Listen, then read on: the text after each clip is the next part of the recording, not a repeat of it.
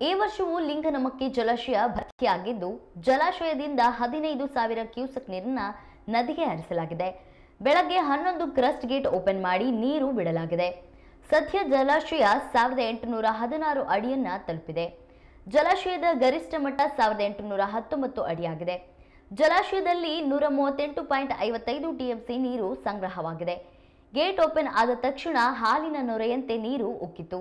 KPC ಅಧಿಕಾರಿಗಳು gate open ಮಾಡಿ ನೀರನ್ನು ನದಿಗೆ ಹರಿಸಿದರು.